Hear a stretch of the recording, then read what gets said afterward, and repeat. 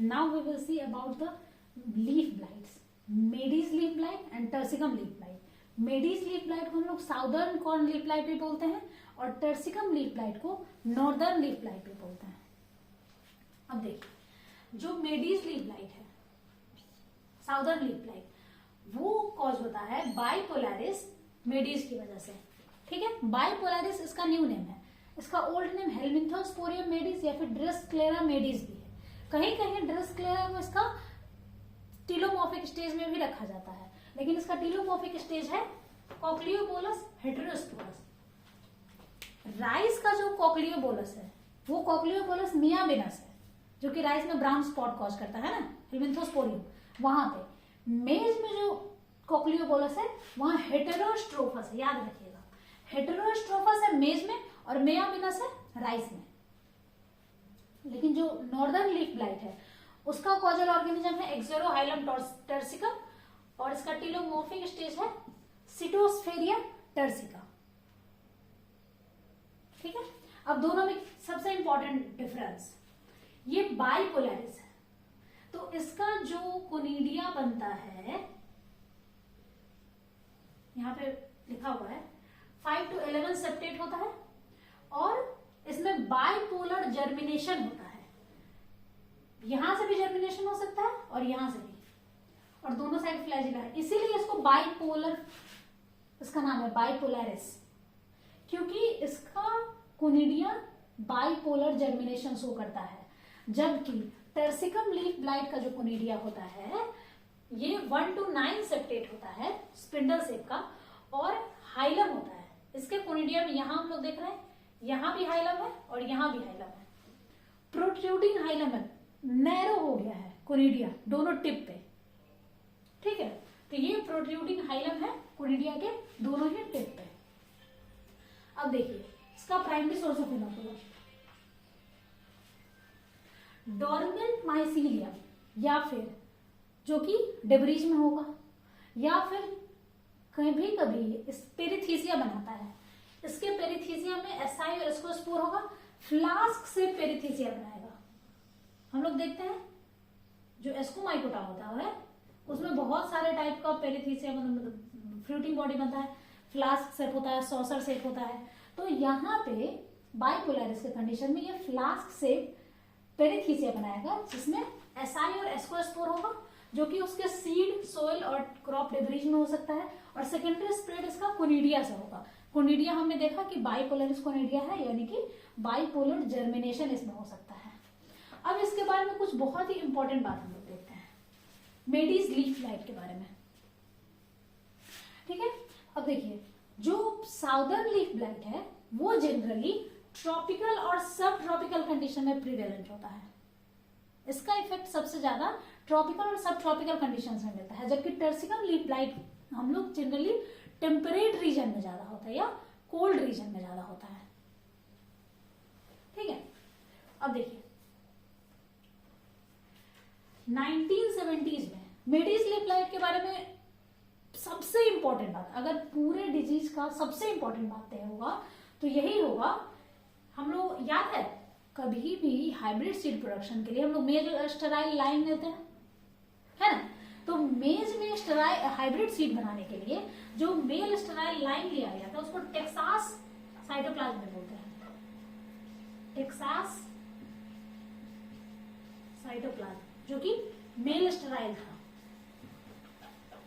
US के Texas शहर से लिया गया था, इसीलिए इसको टी साइटोप्लाज्म बोलते हैं शॉर्ट में.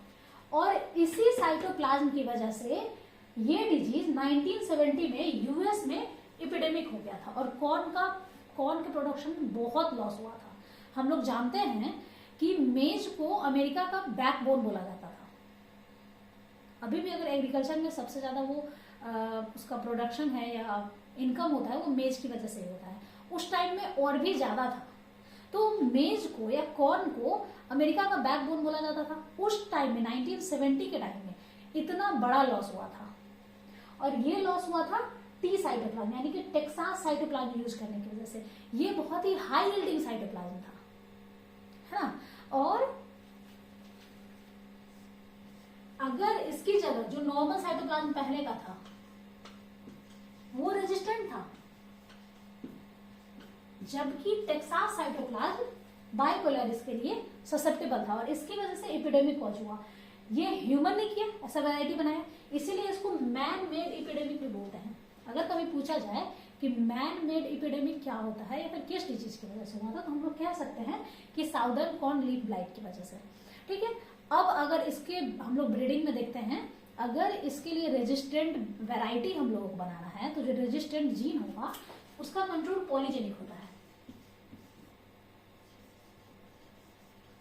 पॉलीजेनिक होता है, और जो जीन्स है वो रेजिस्टेंस का जीन रिसेसिव होता है, डी स्मॉल डी प्लस से भी डिनोट करते हैं हम लोग ब्रीडिंग के बुक में पढ़ते हैं। तो पॉलीजेनिक इसका कंट्रोल है रेजिस्टेंस का, लेकिन ये ससेप्टेबल है।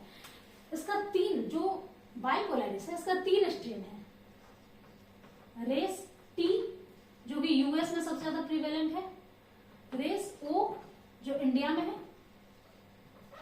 और तीसरा है रेस सी जो कि चाइना में है। रेस इंडिया में सबसे प्रीडोमिनेंटली रेस ओ ही होता है, लेकिन कभी कभी रेस टी भी रिपोर्ट किया गया है। रेस टी और ओ दोनों ही इंडिया में होता है, लेकिन टी यानी टेक्सास साइटोप्लाज्म वो यूएस में था और वहीं पे वो एपिडेमिक भी कॉज किया था। रेस सी जो है वो सिर्फ चाइना में है। तो ये रहा साउदर्न कॉर्न लीफ ब्लाइट के बारे में। जो नॉर्दर्न कॉर्न लीफ ब्लाइट है यानी कि टर्सिकम लीफ ब्लाइट है, उसका कोनिडिया 1 to 9 सेप्टेट होता है, स्पिंडल शेप्ड होता है और प्रोट्रूडिंग हाइलम होता है, हमने देखा। अब देखो इसका सिम्टम क्या होगा। जब टर्सिकम लीफ ब्लाइट का इन्फेक्शन होगा तो फिर slightly Oval shaped, not completely Oval, just slightly Oval shape का वाटर सोक लेसन बन जाएगा उसके लीव्स पे। ठीक है, और वो लेसन सबसे पहले प्लांट के लोअर लीव्स पे भी आएगा, बाद में अपर लीव्स पे आएगा। ठीक है, लेकिन जब हम लोग साउदर्न कॉर्न लीफ ब्लाइट में देखेंगे तो इसमें जो इन्फेक्शन होगा, इन्फेस्टेशन स्टार्ट होगा अगर टी साइटोप्लाज्म है,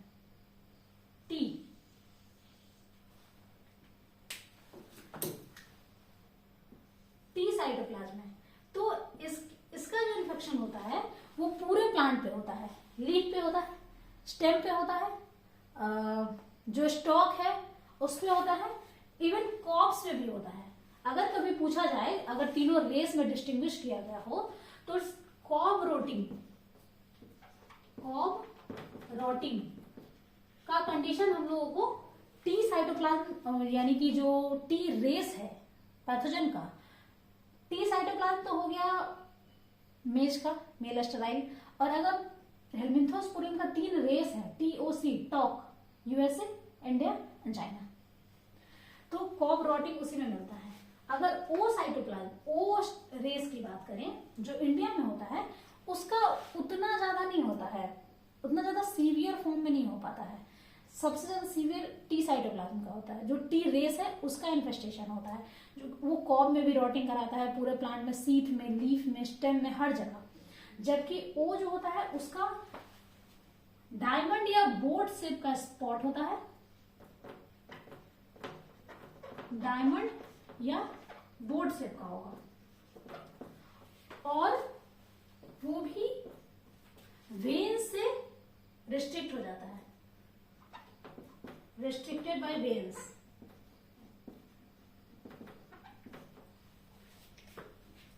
वेन्स जहां पे आ गए वहां से वो आगे नहीं बढ़ पाएगा, जबकि टी जो था वो पूरे प्लांट को डिस्ट्रॉय कर सकता था, इवन पूरे प्लांट में डेथ या विल्टिंग कॉज कर सकता है।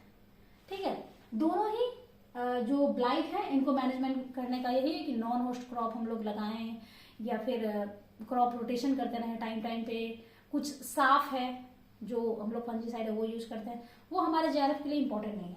लेकिन अभी जो मैंने बताया कोनिडिया का जो डिफरेंस है, वो इसका कोनिडिया बाइपोलरिस है और इसमें हाइलम नहीं है, उसमें प्रोट्रूडिंग हाइलम है, 1 to 9 सेप्टेट है, ये 5 to 11 सेप्टेट है, इसमें बाइपोलर जर्मिनेशन होता है, बिल्कुल मत भूलिएगा। एक और बात, जो टर्सिकम लीफ ब्लाइट है इसका पैथोजन एक्सटर्नली सीड बोर्न है, इसमें जो पैथोजन था या उसका जो माइसीलियम था वो सीड के अंदर होता था, यानी सीड इंटरनली सीड में होता था, या फिर क्रॉप डेब्रिज में होगा या सोइल में होगा, कहीं भी रह सकता है। जबकि टर्सिकम लीफ ब्लाइट का जो पैथोजन होता है वो एक्सटर्नली सीड बॉर्न होता है, ये कभी मत भूलिएगा। इस तरह हमने मेज की 6 डिजीजेस पढ़ी, downy mildew, stalk rot, seed blight, charcoal rot, southern corn blight and northern corn blight. ये सारी 6 मेज की सबसे इंपॉर्टेंट डिजीजेज है। अगर मेज से कभी क्वेश्चन आएगा तो जो मैं पढ़ाई उसी में से आएगा। ठीक है, थैंक यू।